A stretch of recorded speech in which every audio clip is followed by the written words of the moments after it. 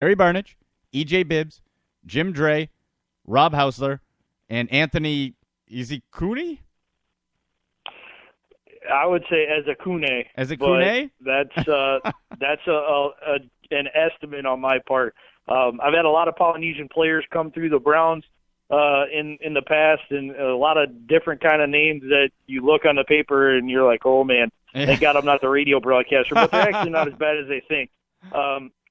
So you just kind of learn to phonetically pronounce some things, but he's a young man that came into camp late, and he's actually shown some things in practice. In my opinion, he's made a lot of good catches. There's a little bit of a balance problem sometimes when he stretches to make a catch. He kind of takes a few more steps to get his footing back, which I think is somewhat natural of a young player. I think that'll come with time. But when you look at the rankings, Barnidge won, and it's really Bibbs and Dre kind of co-2. And I know they signed Rob Hausler because they thought he would be a perfect replacement for Jordan Cameron. And if by a perfect replacement they mean a guy who disappears when he's on the field, then yes, he's a perfect replacement because he is arguably had the worst pass-catching camp of anybody at the tight end and wide receiver position. And I would be hard-pressed to put him on this roster at this point. Wow. I truthfully think the only reason he'll make it is for political reasons, because they don't want to look like they don't know what they're doing when they're signing free agents, because clearly he's not the pass-catching guy that you thought he was going to be. And you could say, well, he didn't have time to mature at Arizona, or he was behind some guys. I don't care. He still has not been able to outplay the guys on this roster, which means he'd still be at best a number 2 option in the pass game. And I just don't know that you can afford to keep 4 tight ends on a team that already has questions at quarterback and running back, and you don't know what you're going to do at wide receiver yet. I think they keep 3, and I think it's Barnidge, Bibb, and Dre. So Hausler would get the cut. And you know what? He's on a 1-year kind of prove-it deal, cheap money. So if they do cut him, but what a disappointment. You're right, Matt, that he has been. Looks the part, 6'5", 250. But this was, to me, when they signed him, I thought, all right, this is going to be Jordan Cameron like. This is going to be Jordan Cameron in his second year when he kind of showed those flashes, a little bit of a breakout. Just clearly hasn't done it.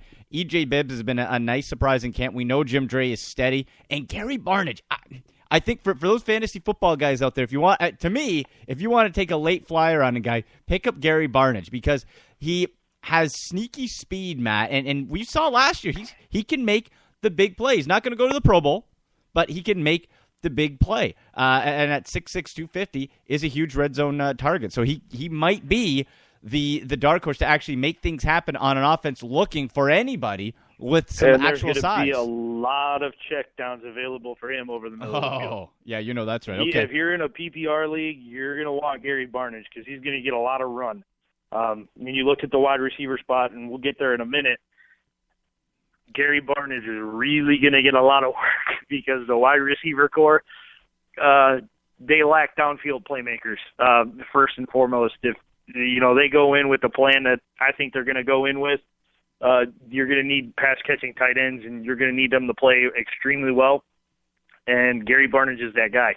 He's going to be he's not going to get you 30 points a game, but he'll definitely get you probably a solid 10 to 15 because they're devoid of playmakers at every other position. And so they have McCown, Manziel, you or me, whoever's back there at quarterback, they have to find somebody to throw the ball to, and that's going to be a guy like Gary Barnidge. Yeah, I'm going to rank for tight end Gary Barnidge first, Jim Dre, then E.J. Bibbs, who I think that they might try a little bit in that kind of a fullback role once in a while, too, at that 6'2", 258, can kind of be a little bit of a bulldozer, too. But a quick side note, how do you get to be a camp arm? Because Pat Devlin, what a sweet payday. You're volunteering at a high school in Pennsylvania. I don't know what he's getting, but it's going to be obviously 6-figure something. You come into camp and you get a quick payday. I'll throw the ball. I'll take that paycheck. Well, the thing is, they don't get the way the NFL pay structure is. You don't get the big money until you get your game checks during the regular season. Oh. In camp, everybody pretty much makes the same. You get bonuses when you make roster in the off season, go through your workouts, and then during the regular season is really where you make your hay. during training camp, everybody pretty much gets the same, and then those contracts take over. Still more than volunteering. Still, he's going to make a nice chunk of change for a couple of weeks' worth of work. And who knows? He might make this team. But how he got the call was he had worked, I believe, with Kevin O'Connell. And in Miami. That's pretty much how he got the opportunity, was that he did a good enough job in a previous spot to warrant a call in an emergency situation. And that's how a lot of these guys end up hanging around the league forever, because they make a good impression. They're good in the classroom. They're serviceable when they're on the field. And if for nothing else, you're going to get a smart game plan. He's not going to try to do anything too crazy. If he gets an opportunity to play, he's just going to execute what you want. And coordinators love guys that can just go out there and execute a game plan. They'll deal with people freelancing and going off the cuff if it results in touchdowns, but they won't deal with it from just anybody, and they won't deal with it forever. They need to find a guy that they can trust to run a game plan, and that's pretty much why Pat Devlin is here right now. Yeah, exactly. Okay, let's get to the wide receivers here. You're listening to The Doghouse, your inside look at the Cleveland Browns. I'm Andy McNamara alongside Browns insider Matt Florjancic. Tweet us at AndyMC81, at Matt Florjancic. A busy wide receiver group, Matt, but still very questionable. Some of the bigger names, Dwayne Bowe didn't have a touchdown last year. His best years as a dynamic playmaker seem to be behind him. Brian Hartline, Taylor Gabriel, Andrew Hawkins, Josh Lenz has been a nice surprise out of camp. Vince Mailey, the draft pick in the 4th round, coming off of that thumb injury. Marlon Moore is more of a special teams guy. Shane Wynn, the speedy 5'6", and then Terrell Pryor. That's the question mark. Terrell Pryor. Terrell's a question mark for a lot of reasons, and when talking to the media yesterday, he really seemed dejected, and he was talking about how the injury took 2 things away from him. One, and most importantly, time away from his son, because when everybody else has an off day, he has to go to treatment, so he's not able to go to Pittsburgh to see his little boy. And then 2, he said, it's taken a little bit of passion away from me, because I still want to do this, but I don't want to I don't want to keep going through injuries. I want to be on the field. And that was extremely disconcerting for me.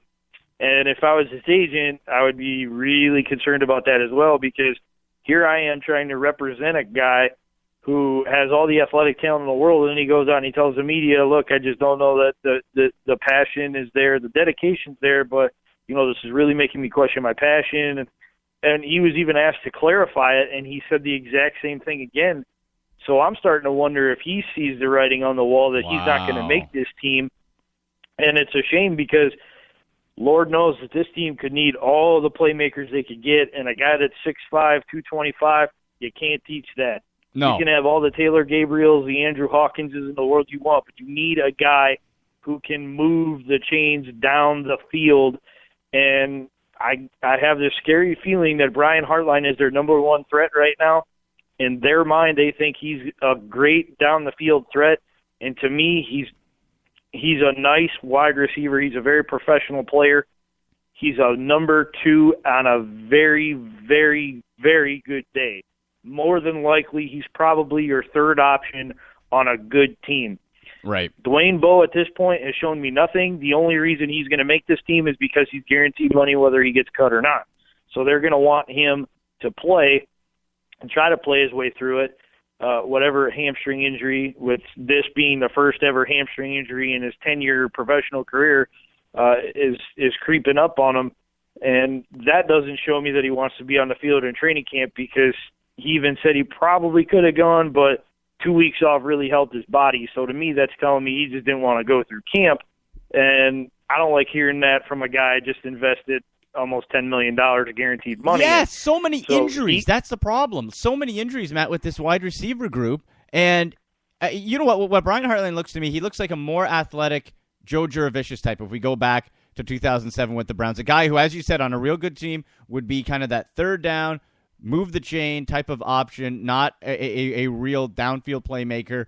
Hartline, I think, has a bit more speed and can do that. But overall, when you look at big bodies, Terrell Pryor, this Saturday game, the dress rehearsal where everybody's going to be showing as much as you do with your offense and defense in a preseason game, he's going to get a shot. And if he can show any sort of, all right, how is he going to be when he gets jammed at the line? That was an issue in camp before he went down to injury. If they throw him a ball over the middle, which if you're a big target, you're going to get those. If he hears footsteps the first time, or is he going to get gator arms? Is he going to get the alligator arms and shy away from any big contact? I have a comment on that about going over the middle. If you're going to take the hit anyway, catch the daggone football, okay? If you're going to get drilled, at least make it worth your while. Don't take an unnecessary hit. I never understood why guys try to get gator arms and then they try to brace for it, and that's when you end up getting the most hurt. In my opinion, when you try to avoid the injury is when you pick up the injury. Exactly. Matt, we got about 3 minutes, so let's rank these wide receivers here. Give us, you know what, let's give top 4. Top 4 on the depth chart. Based on what I believe will happen will be Bo, Hartline, Hawkins, and Gabriel in no particular order. And then I'd take a flyer on Terrell Pryor and a guy like Darius Jennings because I think he's really done more than flashed in camp. I think he's shown that he can be a pretty good wide receiver and very good on special teams as well. What about Josh Lenz? I thought he's had a decent camp too. He's had a great camp. He's kind of fallen off a little bit from the first 2 weeks because after the first 2 weeks, if they had to make a cut, I think he absolutely makes it. I don't think he can be on the practice squad anymore, so they might try to sneak him on the active roster and then try to sneak Jennings onto the practice squad, which should also work. Lenz is a little bit bigger than Gabriel and Hawkins, so he's a little bit more of a target. And I think Vince Mailey will make the roster just because it was a Ray Farmer draft pick, and you don't want to be cutting draft picks, including since it's your only wide receiver pick in your only 2 drafts there. So I think he's gonna be safe to a certain degree anyway. Well, I've thought that in the past, and I've been wrong on that. And Mailey missed a ton of time, and if they really take a hard look at the film, he's got a lot of developing to do, and he may be a guy they try to sneak onto the practice squad too. But he won't clear waivers. Somebody will take a flyer on him. Oh, sure, 6'2". I like him. I hope he does make the roster, and coming back off that thumb injury set him back. All right, I'm going to rank the wide receivers on the depth chart. Number 1, Brian Hartline. 2, Dwayne Bowe. 3, Andrew Hawkins. And 4, I guess Taylor Gabriel. If it's that's how I think it's going to shake out. But really, as far as guys who are going to make plays, I think Andrew Hawkins is going to be relied upon a lot again as that speedy little quick dump pass guy because, hey, whoever's back there at quarterback is going to need to get rid of the ball real quick, especially if that running game suffers, right? You're 100% right. The question I have is who's the down-the-field threat, and it can't be just Taylor Gabriel because he can run a mile really, really quickly, but he's never going to win a jump ball. Nope. So you have to hope that you overthrow him and let him run underneath it because if you throw it up there, and he's going up against a Joe Hayden-like 5'11 DP, he's not coming down with the football. No, he's not. Real quick, want to get to some of your comments from Twitter this past week on the Barkov here. And again, you can tweet us on Twitter at AndyMC81, at Matt Florjancic. We have from Donnie on Twitter, says, great show, keep it up. Thank you very much for that, Donnie. And to our question for the depth chart there, goes to, just trying to find it, Kelly. As far as running backs go, she says, if Crowell can hold on to the ball, I say feed the Crow. My number 1 pick for running back, wide receiver, going with the Hawk. So the bird theme with Kelly there, going with the Crow and the Hawk.